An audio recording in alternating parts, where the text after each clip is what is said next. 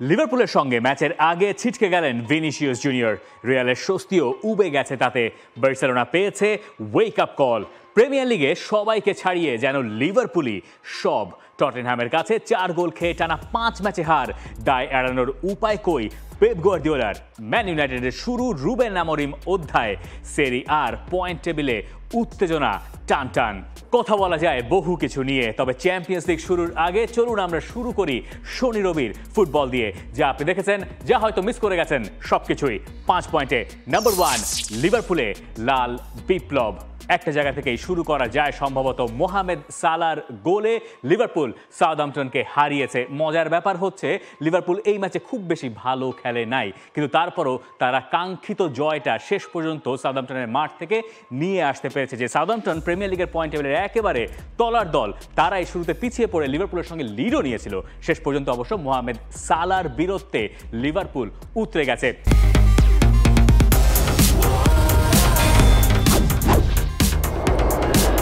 বাংলাদেশের প্রথম লিমিটলেস ইন্টারনেটে ছাড়িয়ে যাক নিজের লিমিট। এবং এই যে মোহামেদ সালার গোল করার পরে জার্সি খোলা উদযাপন, এরপরে তাকে একটা ইয়েলো কার্ড দেখতে পেয়েছে। মজার ব্যাপার হচ্ছে মোহামেদ সালাহ তার লিভারপুল ক্যারিয়ারে সব মিলিয়ে 9টা ইয়েলো কার্ড দেখেছেন, যার ভেতরে 5টাই জার্সি খোলার কারণে, অর্থাৎ গোল উদযাপনে বুনো হওয়ার কারণে। মোহামেদ সালাহর সঙ্গে লিভারপুলের কন্ট্রাক্ট প্রায় শেষ দিকে, এবং এই সিজনে মোহামেদ সালাহ যে পারফরমেন্স, এর পরে স্পেশালি কালকের ওই ম্যাচটা পরে লিভারপুলের সঙ্গে মোহামেদ সালাহর নতুন কন্ট্রাক্ট না হলে পরে সেটাই হবে একটা ভ্রু কুচকানোর মতো ব্যাপার। কারণ এই লিভারপুলকে পয়েন্ট টেবিলের সবার ওপরে তুলে দেওয়ার যে কৃতিত্বটা, সেটা অনেকটা বেশি হয়তো মোহামেদ সালাহ পেতেই পারেন। তবে ভুলে গেলে চলবে না আর্নে স্লটের নাম, কারণ এই মুহূর্তে প্রিমিয়ার লিগের পয়েন্ট টেবিলে যেখানে লিভারপুলের অবস্থান, সেখান থেকে ম্যানচেস্টার সিটির দূরত্ব মেলা মেলা দূরে। এখন প্রশ্ন হচ্ছে, ম্যাচ কেবল 12টা গেছে, এটাই কি যথেষ্ট কিনা? 12 ম্যাচের হিসাবে আপনি যদি প্রিমিয়ার লিগের ইতিহাস ঘাঁটতে যান, এরপরে প্রিমিয়ার লিগের শীর্ষস্থানে থাকে দলটার সঙ্গে দ্বিতীয় স্তরে থাকা দলটার পার্থক্য হিসাব করেন, তাহলে দেখবেন যে প্রতিবারই এইরকম একটা গ্যাপ থাকলে পরে ওই দলটা সাধারণত প্রিমিয়ার লিগের টাইটেল জিতে এসেছে। আপনি ম্যানচেস্টারের 93-94 সালের কথা বলতে পারেন, যেখানে 9 পয়েন্টের গ্যাপ ছিল। লিভারপুলই এই একই ঘটনা 2019-20 মৌসুমে ঘটিয়েছিল, যখন 12 ম্যাচ শেষে তাদের পয়েন্ট টেবিলে শীর্ষস্থানে লিড ছিল 8 পয়েন্টের। এবার তো লিডটা আর একটু হেলদি, যদিও আর্নে স্লট ম্যাচ শেষে আমাদেরকে মনে করিয়ে দিচ্ছেন আর্সেনালের বছর 2 আগে লিড ছিল 9 পয়েন্টের, কিন্তু সেখান থেকে তারা ম্যানচেস্টার সিটিকে টপকাতে পারে নাই। অর্থাৎ লিভারপুলের যা অবস্থা আর অবস্থান এখনো পর্যন্ত 12 ম্যাচ শেষে প্রিমিয়ার লিগে, সেটা আমাদেরকে বলছে এবার লিগ জিতে যাচ্ছে লিভারপুল। সেটা কত বড় হতে পারে লিভারপুলের জন্য এবং আর্নে স্লটের জন্য। ইয়র্গেন ক্লপ চলে যাওয়ার পরে যিনি এসেছিলেন এই দলটাতে, কেউ ভাবেন নাই, ইনফ্যাক্ট আর্নে স্লটও হয়তো ভাবেন নাই যে এত দ্রুত তিনি এই রকম সাফল্য পেয়ে যাবেন। তবে লিভারপুলের সাফল্য অনেক কিছু নির্ভর করতে পারে হয়তো এই পরের ম্যাচটার ওপরে, অ্যানফিল্ডে, যেখানে তাদের প্রতিপক্ষ ম্যানচেস্টার সিটি, যাকে সবাই কম বেশি জুজুর মতো ভয় পায়। কিন্তু ম্যান সিটির এখন যা অবস্থা, তাতে হয়তো ম্যান সিটিকে ভয় পাওয়ার তেমন কোনো কারণ নাই। এবং আর্নে স্লট যে আমাদেরকে মনে করিয়ে দিচ্ছেন যে আর্সেনাল লিগ জিততে পারে নাই, তার অন্যতম কারণ ছিল আর্সেনাল ম্যান সিটিকে হারাতে পারে নাই। এবং এই জায়গায় যদি লিভারপুল ম্যান সিটিকে হারিয়ে দেয়, তাহলে বোধহয় প্রিমিয়ার লিগের টাইটেলটা কে এবার জিততে যাচ্ছে, সেটা 13 ম্যাচ পরে অন্তত পক্ষে আমরা এটুকু বলতে পারবো যে ম্যান সিটি হয়তো এবার আর লিগটা জিততে যাচ্ছে না, এবং সেই রেসে লিভারপুল অনেক বেশি এগিয়ে যাবে। লিভারপুলের এই পরীক্ষা দেওয়ার আগে অবশ্য অন্য পরীক্ষা দিতে হবে, তার আগে আর্নে স্লটের স্তুতি না করলেই নয়। সবচেয়ে দ্রুততম সময়ে সবচেয়ে বেশি জয়ের রেকর্ড প্রিমিয়ার লিগে এখন আর্নে স্লটের। তিনি একই সঙ্গে কার্লো আনচেলত্তির 2009-10 মৌসুমে চেলসির কোচ থাকা অবস্থায় যে রেকর্ড ছিল, সেই রেকর্ডটা ছুঁয়ে ফেলেছেন। অর্থাৎ সব মিলে 12 ম্যাচের ভেতরে 10টা ম্যাচে জয়। এখন কথা হচ্ছে, এই যে কার্লো আনচেলত্তি, এই কার্লো আনচেলত্তির সঙ্গে ইন্টারেস্টিংলি পরের ম্যাচ আর্নে স্লটের চ্যাম্পিয়ন্স লিগের বিগ ম্যাচ অ্যানফিল্ডে, Liverpool versus Real Madrid. Premier লিগে যেমন সবার ওপরের দলটার নাম লিভারপুল, একই রকমভাবে চ্যাম্পিয়ন্স লিগের 36 দলের পয়েন্ট টেবিলে সবার ওপরের নামটাও ওই একই। এবং এই ম্যাচে কে ফেভারিট, এরপরে হয়তো আর বলার অপেক্ষা রাখে না। এবার আসুন পয়েন্ট নম্বর 2-তে, আপ ফর লিভারপুল। এটা অবশ্য আমি বলছি না, এই কথাটা বলেছে মূলত মার্কা তাদের হেডলাইন করেছে যে আপ ফর অ্যানফিল্ড, ওই একই কথা আর কি। আর একই সঙ্গে আস মনে করিয়ে দিচ্ছে যে দিস ইজ মাদ্রিদ। এটা তারা কখন বলছে? এটা বলছে তারা লেগানেসকে 3-0 গোলে হারানোর পরে। কিন্তু এর পরে লেটেস্ট আপডেট হচ্ছে ভিনিসিয়াস জুনিয়র ছিটকে গেছেন 3 সপ্তাহের জন্য। যখনই রিয়াল মাদ্রিদ একটু স্বস্তি পেয়েছিল, যখনই তারা লা লিগার পয়েন্ট টেবিলে বার্সেলোনাকে প্রায় ধরে ফেলবে এরকম একটা অবস্থানে চলে গিয়েছিল, সেই সময় ভিনিসিয়াস জুনিয়র ইনজুরিতে পড়লেন এবং এখন বোধহয় কোনো সংশয় নাই যে লিভারপুলের সঙ্গে রিয়াল মাদ্রিদের ডিসঅ্যাডভান্টেজের সংখ্যাটা আরও বেশি বেড়ে গেল।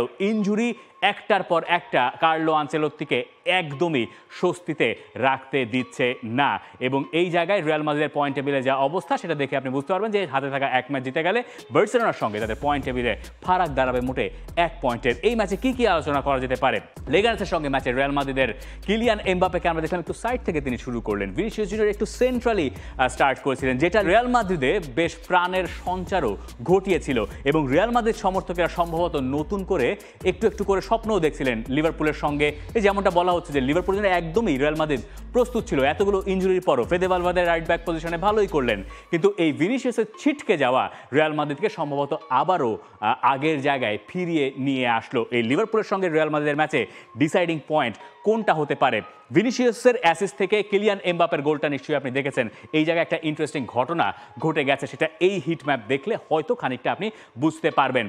হাই টার্নওভারে, তার মানে হচ্ছে অপোনেন্টের 40 গজের ভেতরে সবচেয়ে বেশি বার বলের দখল নিয়ে এরপরে গোলে কনভার্ট করেছে রিয়াল মাদ্রিদ। ইউরোপের টপ 5 লিগে সব মিলে যে রেকর্ড সেটা রিয়াল মাদ্রিদকে সবার উপরে রেখেছে এবং হাই টার্নওভারের দিক থেকে 92টা টার্নওভার ছিল রিয়াল মাদ্রিদের। শট করেছে তারা সেখান থেকে 16টা, তার ভেতর থেকে 5টা তারা গোল আদায় করে নিয়েছে। আপনার নিশ্চয়ই মনে আছে রিয়াল মাদ্রিদ লেগানেসের সঙ্গে যে প্রথম গোলটা করলো, যেখানে কিলিয়ান এমবাপ্পে গোল করলেন ভিনিসিয়াসের অ্যাসিস্ট থেকে, সেটাও কিন্তু এই রেকর্ডেরই একটা অংশ। অপটার এই রেকর্ডটা আমাদেরকে বলে দিচ্ছে যে রিয়াল মাদ্রিদের আক্রমণ ভাগে শক্তিটা আসলে কোন জায়গায়। মিডফিল্ড থেকে তারা যদি বলটা জিতে নেয় এরপরে তারা গোলে সেটা কনভার্ট করার ক্ষমতা রাখে। এইটাই আসলে বেশ একটা ইন্টারেস্টিং ফ্যাক্ট হতে যাচ্ছে সম্ভবত লিভারপুল এবং রিয়াল মাদ্রিদের ম্যাচে। যে লিভারপুলকে আপনি এতদিন ধরে চিনে এসেছিলেন ইয়র্গেন ক্লপের দল, তারা এখন আর ঠিক সেই অর্থে হাই প্রেসিংয়ে যায় না, বরঞ্চ তারা অপোনেন্টকে খানিকটা ইনভাইট করে এবং তারপর তারা অ্যাটাকে ওঠার চেষ্টা করে খুব দ্রুত। এবং রিয়াল মাদ্রিদের দিক থেকে আমরা দেখতে পাচ্ছি কার্লো আনচেলত্তির দল এই সিজনে ওপরের দিকে তারা বেশি হাই টার্নওভার করার চেষ্টা করছে এবং সেখান থেকে বল দখল করে এরপর তারা অ্যাটাকে যাচ্ছে। যেহেতু তাদের সামনে ভিনিসিয়াস বা কিলিয়ান এমবাপ্পের মতো স্পিডি এবং ওয়ার্ল্ড ক্লাস ফুটবলাররা আছে, সম্ভবত বিশ্বের সেরাই তারা, সেই কারণে রিয়াল মাদ্রিদ সেখান থেকে গোলও পাচ্ছে। এখন যে দলটা হাই টার্নওভারে ভালো, আবার যে দলটা খেলছে এমন একটা দলের সঙ্গে যারা আসলে নিজেদের অর্ধে বলটা রাখতে বেশি স্বাচ্ছন্দ্য বোধ করছে। ইনফ্যাক্ট এটা যদি আপনার বিশ্বাসও না হয়, লিভারপুলের ক্ষেত্রে একটা স্ট্যাটও দেওয়া যেতে পারে। আগের সিজনে লিভারপুলের হাই প্রেসারে বা হাই প্রেসিংয়ে বল উইনিং ছিল অনেকটা 10.1 সামথিং এরকম একটা ডেটা, আর সেটা এই সিজনে এখনো পর্যন্ত 12 ম্যাচের হিসেবে নেমে এসে 7-এ গিয়ে দাঁড়িয়েছে। অর্থাৎ বোঝা যাচ্ছে যে খেলা মূলত অ্যানফিল্ড হলেও হতে পারে একটা সাইডে এবং সেখান থেকে আলটিমেটলি ইন্ডিভিজুয়াল কোয়ালিটির ওপরে এই ম্যাচটার ভাগ্য নির্ভর করতে পারে। রিয়াল মাদ্রিদের জন্য খুবই সমস্যার কারণ হতে পারে লিভারপুল, কারণ রিয়াল মাদ্রিদ এই মুহূর্তে চ্যাম্পিয়ন্স লিগের পয়েন্ট টেবিলে একদমই সুবিধাজনক স্থানে নাই। এবার আসুন বার্সেলোনাকে নিয়ে দুটো কথা না বললেই নয়। লা লিগায় এই যে বার্সেলোনা একটু খেই হারালো, সেটা স্প্যানিশ দৈনিকগুলো বলছে, যেমন মুন্দো দেপোর্তিভো অথবা দিয়ারিও স্পোর্ট, তারা বলছে ওয়েক আপ কল হিসেবে। বার্সেলোনা 2-0 গোলে এগিয়ে থাকার পরও যেভাবে লিড হারালো সেল্তা ভিগোর বিপক্ষে, সেটা তাদের জন্য আসলেই দুশ্চিন্তার কারণ। পরপর দুটো ম্যাচে বার্সেলোনা প্রথম ম্যাচে সোসিয়েদাদের কাছে হারলো, ইন্টারন্যাশনাল ব্রেক গেল, 2 সপ্তাহের ভেতরে ইনজুরিও তাদেরকে বাগড়া বাঁধিয়েছে এবং তারপর একটা হেলদি লিড তারা সেল্তা ভিগোর মাঠে হারিয়ে 1 পয়েন্ট নিয়ে আসলো এবং এখন লা লিগায় তারা আসলে ধরা ছোঁয়ার ভেতরে চলে এসছে। এই দলটা কি লামিন ইয়ামাল নির্ভর হয়ে যাচ্ছে? একটা 17 বছর বয়সী ফুটবলারের ওপরে রিয়াল মাদ্রিদ বা বার্সেলোনার মতো ক্লাব কি নির্ভর করতে পারে? এই জবাবগুলো বোধহয় এখন খোঁজার সময় চলে এসছে হানসি ফ্লিকের। বার্সেলোনারও এই সপ্তাহে চ্যাম্পিয়ন্স লিগে ম্যাচ রয়েছে, সেটা নিয়ে হয়তো খুব বেশি দুশ্চিন্তা তারা করবে না, কিন্তু খুব দ্রুতই জয়ের ধারায় ফেরাটা বার্সেলোনার জন্য অত্যন্ত জরুরি। পয়েন্ট নাম্বার 3, রদ্রির ব্যালন ডিওর আর ম্যান সিটির 5। এই 5 মিশালিতে একটা 5 মিশালেই পুরোপুরি করা যায় হয়তো পেপ গার্দিওলার অবস্থা এবং ম্যানচেস্টার সিটির দুর্দশা নিয়ে। কিন্তু এটা পয়েন্ট নম্বর 3-তে। দেখুন ম্যানচেস্টার সিটির টটেনহ্যামের সঙ্গে ম্যাচটা শুরু হয়েছিল এই দৃশ্য দিয়ে। রদ্রি তার প্রথম ব্যালন ডি'অরটা নিয়ে এলেন, টটেনহ্যাম হটস্পারের সঙ্গে ম্যাচের আগে সেটা প্রদর্শন করা হলো এবং তারও আগে পেপ গার্দিওলা ম্যানচেস্টার সিটির সঙ্গে কন্ট্রাক্ট এক্সটেনশন করলেন। এই ম্যাচটাকে ধরা হচ্ছিল ম্যানচেস্টার সিটির স্বরূপে ফেরার ম্যাচ, কিন্তু এই ম্যাচে ম্যানচেস্টার সিটি এবং পেপ গার্দিওলা এমন একটা অবস্থার ভেতরে পড়লেন যেটা পেপ গার্দিওলার ক্যারিয়ারে কখনো কোনো দিন ঘটে নাই। রদ্রি কি তাহলে এতই ভালো যে রদ্রিকে ছাড়া এই দলটা ওয়ার্কআউট করেই না একদমই? সেই প্রসঙ্গে আসছি, তবে তার আগে গার্দিওলার অবস্থাটা একবার ব্যাখ্যা করে নেওয়া প্রয়োজন। সবশেষ 5 ম্যাচে তার দল গোল করেছে 4টা, তার দল গোল হজম করেছে 14টা। এরকম কিছু পেপ গার্দিওলার কোচিং ক্যারিয়ারে কোনোদিনও কখনোই ঘটে নাই। এখান থেকে উত্তরণের উপায় কি সেটা বোঝার আগে বোঝা দরকার যে এই গ্যাড়াকলে ম্যানচেস্টার সিটি নিজেদেরকে খুঁজে পেল কি করে। তারও আগে আপনি এই ব্যাপারটা দেখতে চাইবেন, টটেনহ্যাম হটস্পারের সঙ্গে 4টা গোল ম্যান সিটি হজম করেছে। 2 বছর পরে তারা ঘরের মাঠে হেরেছে এবং কাউন্টার অ্যাটাকে কি পরিমাণ সাসেপ্টেবল হয়ে গেছে পেপ গার্দিওলার দল, সেটা এই যেটা দেখলে আপনি পরিষ্কারভাবে বুঝতে পারবেন। পার গেমের হিসেবে সবচেয়ে বেশি কাউন্টার অ্যাটাক ম্যান সিটিতে পেপ গার্দিওলা আসার পরে কনসিড করছে ম্যানচেস্টার সিটি এই সিজনে 1.2। আপনি চিন্তা করতে পারেন 0.1 0.2 এই যখন রেশিও ছিল, সবশেষ 0.7 ছিল সবচেয়ে বেশি, সেটা এখন 1.2-তে গিয়ে ঠেকেছে। তাহলে কি পেপ গার্দিওলার দল আসলে একটা হোল্ডিং মিডফিল্ডার ছাড়া কাজ করতে পারে না? হ্যাঁ, হতে পারে যে রদ্রি ইনজুর্ড হয়ে গেছেন, কিন্তু এর সঙ্গে আরও কতগুলো অনুষঙ্গ তো আছে। এই যে ধরুন ইলকাই গুন্দোগানকে নিয়ে আসা হলো, রিকো লুইস এবং গুন্দোগান দুজন মিলে মিডফিল্ডে নামলেন, অনেকটাই ডাবল পিভটের মতো, কিন্তু সেগুলো কি আসলে ওয়ার্কআউট করছে? জন স্টোনসকে আমরা দেখেছিলাম 2022-23 মৌসুমে, তাকে হোল্ডিং মিডফিল্ডার হিসেবে খেলানো হয়েছিল এবং তিনি সেখানে ব্যাপক প্রভাব রেখেছিলেন ম্যান সিটির লিগ জয়ের পেছনে, ইনফ্যাক্ট পুরো ট্রেবল জয়ের পেছনে। সেই ম্যান সিটি রাতারাতি এই অবস্থায় গেল কি একটা প্লেয়ারের জন্য? সম্ভবত না। এর পেছনে হয়তো পেপ গার্দিওলার দায়ও আছে। পেপ গার্দিওলাকে কেন মাস্টার ট্যাকটিশিয়ান বলা হয়? খুব স্বাভাবিকভাবেই তিনি নানান কলা কৌশল জানেন এবং ফুটবলের দর্শনটাই তিনি পাল্টে দিয়েছেন, সেসব কারণেই তো। কিন্তু গার্দিওলা এখন এমন একটা অবস্থায় পড়ে গেছেন যে তার কাছেও যেন আর কোনো উত্তর জানা নাই। তিনি তার ডিফেন্স লাইনকে বলছেন ফ্র্যাজাইল। তো এই ডিফেন্স লাইন ফ্র্যাজাইল হচ্ছে কি করে? তাদের বয়স কি বেশি হয়ে গেছে কাইল ওয়াকারদের? কিন্তু তিনি তো আবার পেপ গার্দিওলা তো আবার বলছেন যে রিয়াল মাদ্রিদের ফুটবলাররা চ্যাম্পিয়ন্স লিগ জিতছে, 30 বছরের বেশি বয়স তাদের। টনি ক্রুসের কথা তিনি জানিয়েছেন, লুকা মদ্রিচের কথা বলছেন। তাহলে ম্যান সিটির আসলে হলোটা কি? দেখুন, আপনি যদি পেপ গার্দিওলার পুরো কোচিং ক্যারিয়ারটাকে মোটা দাগে অল্প কথায় বিশ্লেষণ করতে চান, তাহলে আপনি জানেন যে তার দলে হোল্ডিং মিডফিল্ডারের রোল আসলেই কত ইম্পর্টেন্ট। এখন রদ্রি যেহেতু নাই, তার জায়গা ফিল আপ করার জন্য মাতেও কোভাচিচ, কখনো রিকো লুইস, তাদেরকে ট্রাই করা হচ্ছে, কিন্তু সেটা আসলে কাজ করছে না। এবং যখন ওই মধ্যমণি গার্দিওলার কাজ করে না, তখন আর কোনো কিছুই তার কাজ করে না। সামনে থাকা এর্লিং হল্যান্ড অথবা বের্নার্ডো সিলভা অথবা জ্যাক গ্রিলিশ, কেউই আসলে ফর্মে নাই। ইনজুরিতে বারবার বাধাগ্রস্ত হচ্ছেন কেভিন ডি ব্রুয়েনাও, এবং একই সঙ্গে জুলিয়ান আলভারেজের মতো প্লেয়ার চলে যাওয়ার পর তার জায়গায় রিপ্লেসমেন্ট হিসেবে আনা গুন্দোগান, তিনিও আসলে খুব একটা ওয়ার্কআউট করছেন না। এখনও পর্যন্ত পেপ গার্দিওলা দলের যা অবস্থা, তাতে আসলে মনে হচ্ছে না যে ম্যানচেস্টার সিটি খুব দ্রুত এইরকম পরিস্থিতি থেকে উত্তরণ করতে পারবে। এবং তার উপরে লিভারপুলের সঙ্গে অ্যানফিল্ডে জিততে না পারলে লিগের রেস থেকেই তাদেরকে ছিটকে যেতে হচ্ছে, এই কথা বোধহয় জোর দিয়েই বলার সময় এসে গেছে। পয়েন্ট নাম্বার 4, যেখানে জমেছে আসল মজা। আপনি হয়তো প্রিমিয়ার লিগ, লা লিগার খবর রাখছেন, সেরিয়ার খবরও আপনাদের রাখার কথা। আপনি পয়েন্ট টেবিলটা তো দেখেছেন, তাই না? পয়েন্ট টেবিলটা শুরুতে আমরা একটু দেখে নেই।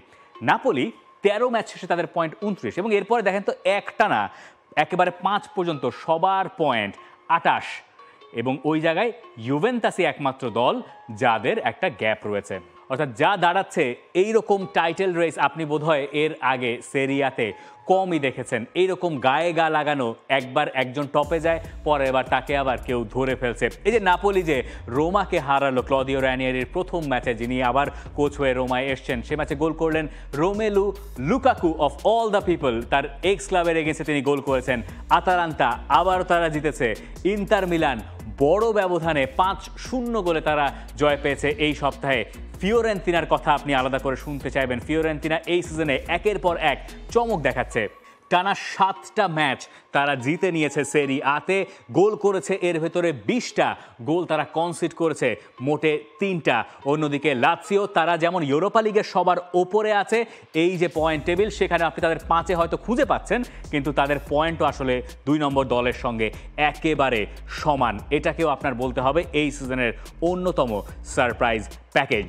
এই সপ্তাহে চ্যাম্পিয়ন্স লিগে ইতালির ক্লাবগুলোর মোটামুটি ভালো পরীক্ষা আছে। সবচেয়ে বড় পরীক্ষাটা আসলে ইউভেন্টাস এবং অ্যাস্টন ভিলার মাঠে গিয়ে তাদের খেলতে হবে। অ্যাস্টন ভিলা এর আগে বায়ার্ন মিউনিখকে নিজেদের মাঠে হারিয়ে দিয়েছিল এবং ইউভেন্টাসের এখনও মানে চ্যাম্পিয়ন্স লিগে যে অবস্থান সেটাকে আরেকটু সুসংহত করার জন্য তাদের অ্যাস্টন ভিলাকে হারানো প্রয়োজন।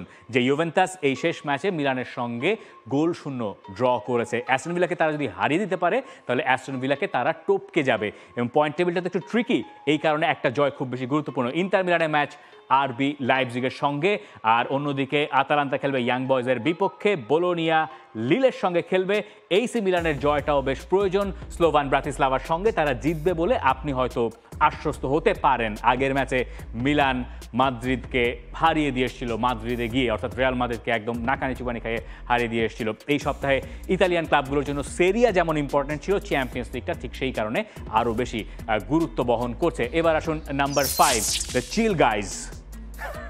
চিল গাইজের এটা তো দেখেছেন তাই না, এটা অনেকেই এতক্ষণ খুব নাম করেছে ভদ্রলোক, তিনি চিলে আছেন, আশা করি আপনারাও চিলে আছেন। যাই হোক, কেন এই চিল ব্রোকে নিয়ে আসা, তার কারণ হচ্ছে বায়ার্ন মিউনিখ এবং পিএসজির ম্যাচ আছে এই সপ্তাহে চ্যাম্পিয়ন্স লিগে, বিগ ম্যাচ, এবং দুই দলের পয়েন্ট টেবিলে যা অবস্থান তাতে এই দুই দলের জন্য জয়টা খুব বেশি জরুরি। কেন এদেরকে চিল গাইজ বলছি, তার কারণ হচ্ছে বুন্দেসলিগার পয়েন্ট টেবিল দেখলে আপনি জানেন সবার ওপরে বায়ার্ন মিউনিখ, একের পর এক জয় তারা বাগিয়ে নিচ্ছে। 2 নম্বর স্থানটা আইনট্রাক্ট ফ্রাঙ্কফুর্টের, 3 নম্বরে লাইপজিগ, এরপরে লেভারকুজেন, যারা এই সপ্তাহে 2 গোলে শেষ পর্যন্ত ম্যাচ জিতেছে হাইডেনহাইমের বিপক্ষে, এবং ডর্টমুন্ড তারা রয়েছে পয়েন্ট টেবিলের 5 নম্বরে। পিএসজির জন্য ব্যাপারটা আসলে বেশ চিলের, কারণ পিএসজি ম্যাচ হারতে ভুলে গেছে, এখনও পর্যন্ত তারা লিগে আনবিটেন এবং 12 ম্যাচ শেষে তাদের পয়েন্ট পাক্কা 36, 3-12 36 গুণ শিখেছি না আমরা, একদম তাই। এরপরে জায়গাটা মোনাকো, মার্সেই, লিল এবং নিসের। এখন এই যে বায়ার্ন মিউনিখ একের পর এক জিতছে, সেখানে হ্যারি কেইন আরও একটা হ্যাট্রিক করেছেন। এই সপ্তাহে তার একটা রেকর্ড হয়েছে, তিনি বুন্দেসলিগায় সবচেয়ে কম ম্যাচ খেলে অর্থাৎ সবচেয়ে দ্রুততম সময়ে 50 গোলের মাইল ফলক ছুঁয়েছেন। হ্যারি কেইন আসলে কোন মাপের স্ট্রাইকার এটা বুঝতে হলে হ্যারি কেইনের হ্যাট্রিকের শেষ গোলটা দেখবেন, দূরত্ব পেনাল্টি থেকে, আরেকটা হচ্ছে তিনি একটা ক্রস এলো সেখান থেকে তিনি গোল করেছেন। ক্রসটা তিনি রিসিভ করতে চেয়েছিলেন, পা দিয়ে তিনি মারবেন, পায়ে তিনি পারেন নাই, ওটা আবার পা থেকে উপরে উঠেছে এবং এরপরে তিনি হেডে সেটা গোল করেছেন।